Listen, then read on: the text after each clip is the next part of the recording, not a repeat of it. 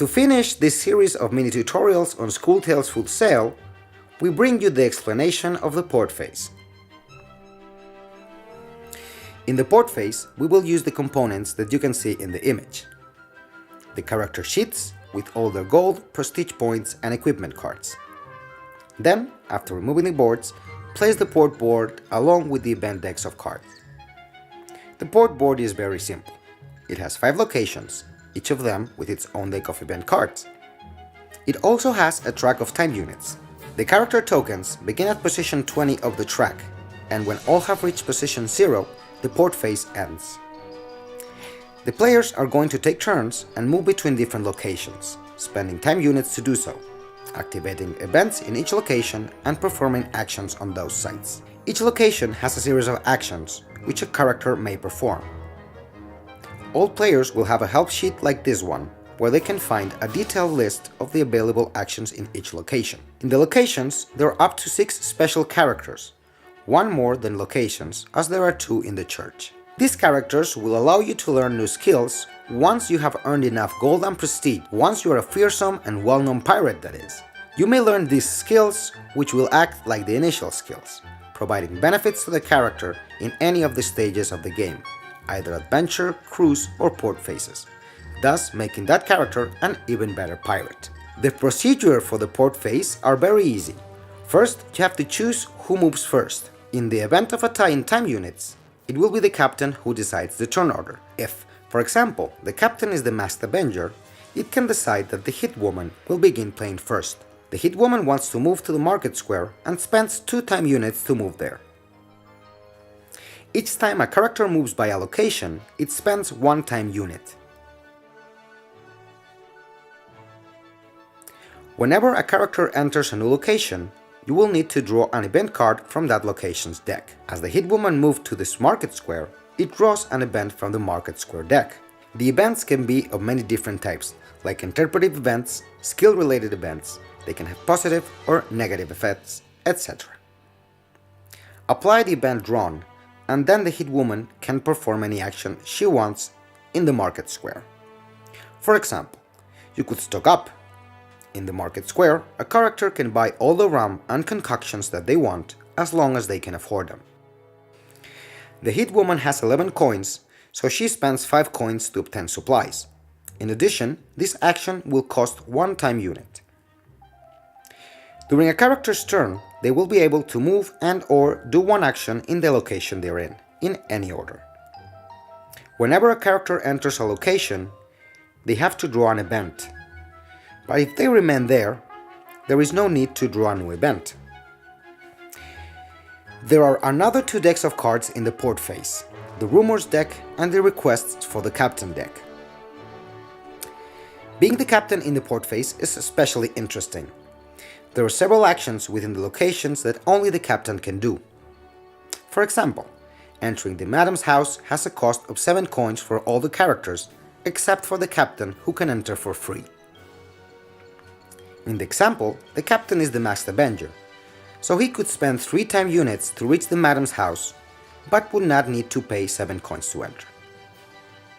Once there, after drawing an event, it could carry out any of the actions available in exchange for some time units and/or money.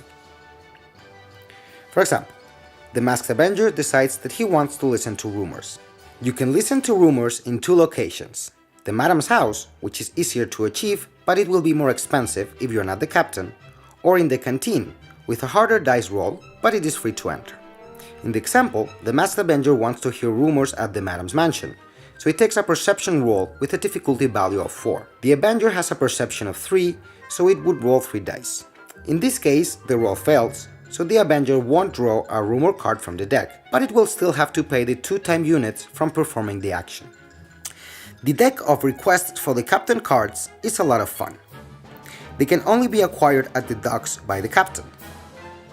They are private requests for the captain, and they will offer additional objectives that could interfere with the main objective of a mission, or simply make the captain want to delay compliance with the main goal to fulfill this special request first.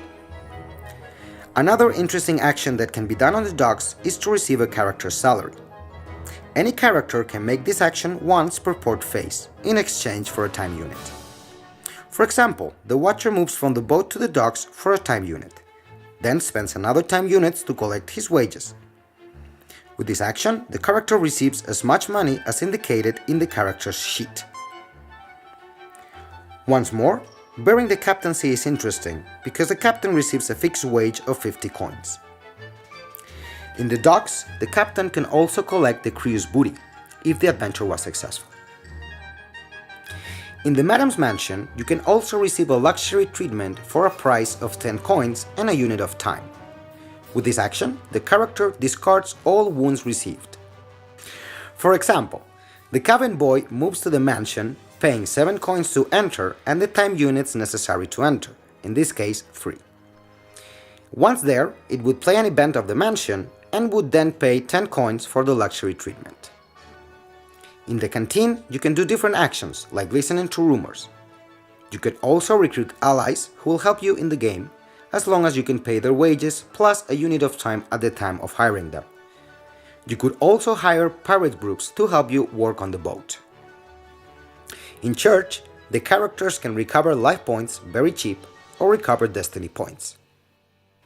In each location, there is at least one special non-player character, which influence the game in 2 ways.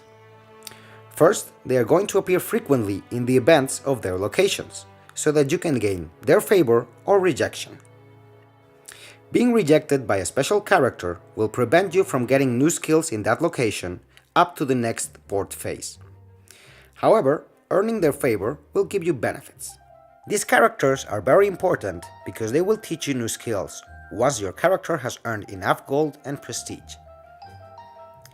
The port phase is where you can enjoy the role of each character the most, and you can customize and adapt your character to your liking.